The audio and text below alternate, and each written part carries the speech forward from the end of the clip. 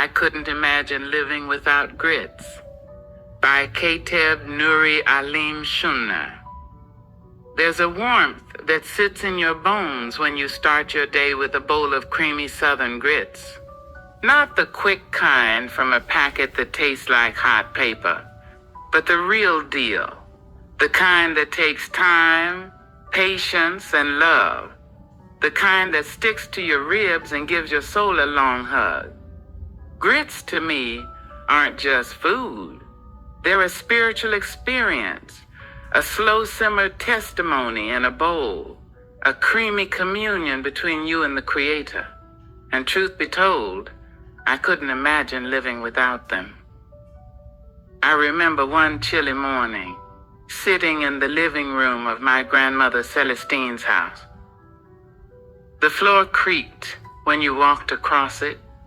The heater hissed like it had an attitude, and the smell of bacon floated through the air like it had a job to do. I was wrapped in one of those heavy quilts, the kind that weighed as much as a toddler and smelled like pine needles, peppermint oil, and old gospel vinyl.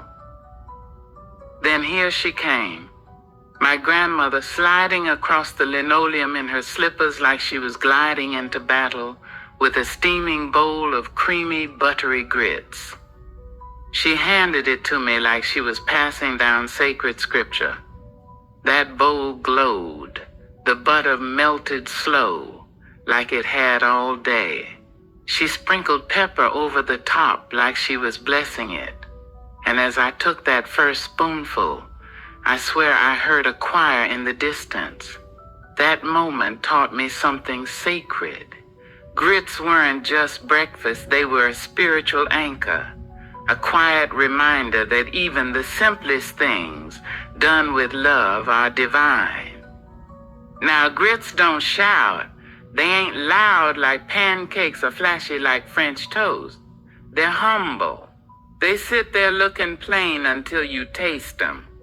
Then they preach, just like the Creator, quiet but constant, simple but powerful, always there when you need a little warmth in your belly and your heart. My grandmother once told me a piece of Southern folklore, just between the two of us while she stirred the pot. She said, "Boy, don't you ever rush your grits, or Gritella will get you." I blinked. "Who's Gritella?" I asked, thinking she was talking about one of her church friends. She gave me that look, half serious, half mysterious, and said, "She's the spirit of every corn kernel ever ground. And if you boil grits without love or patience, she'll visit you in your sleep and rearrange your seasoning cabinet." She told me Gritella once cursed a man for microwaving his grits. "That fool ain't tasted flavor since 1986, she said, wagging her spoon like a judge's gavel. "Now he eats tofu in sadness." I nearly spit my water across the room laughing. But underneath the story, there was wisdom. Some things like grits and gratitude can't be rushed. You gotta stir slow, you gotta stay close. You gotta cook it with heart, just like life, just like faith.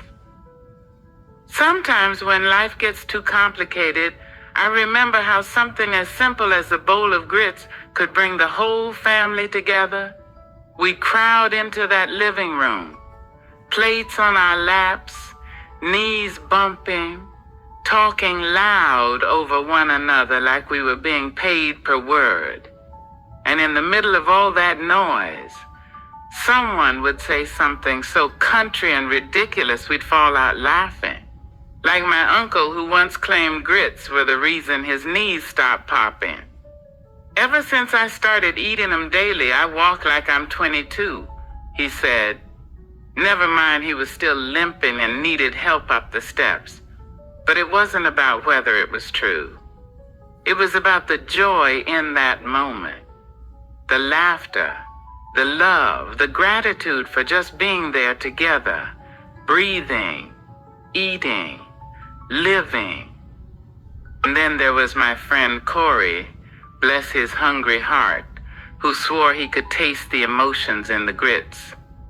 "These taste like you were mad when you stirred 'em," he once said to his girlfriend. She didn't speak to him for 3 days. From that point on, we all joked that if the grits didn't taste right, you better check your spirit before blaming the butter. Because just like life, you can't hide bitterness in a bowl. It always bubbles to the top. The truth is, grits don't just feed your body, they reflect your attitude. You can't stir them in frustration and expect peace to rise. Just like you can't walk through life grumbling and expect joy to stick around. Grits taught me that. My grandmother taught me that. And the Creator reminds me of that every day.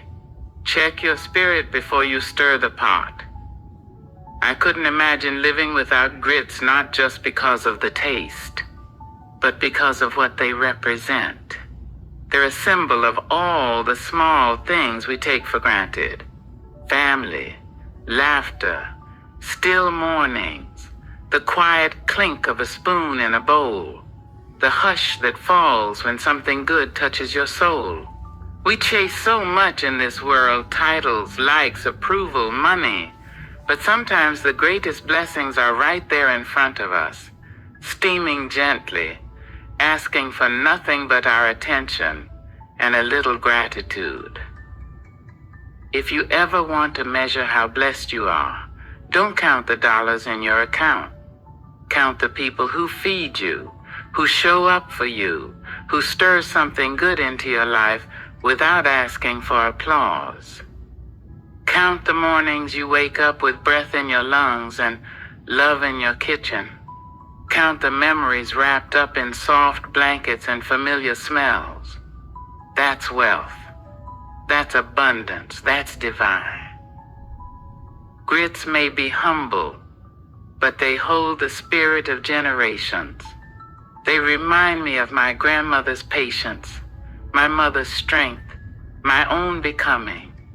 They remind me to give thanks not just when life is sweet, but especially when it's bland, tough, or lumpy, because that's when your faith is stirred. That's when gratitude becomes a choice instead of a reaction. So when the days get long and the burdens get heavy, I don't reach for something fancy. I reach for what's real.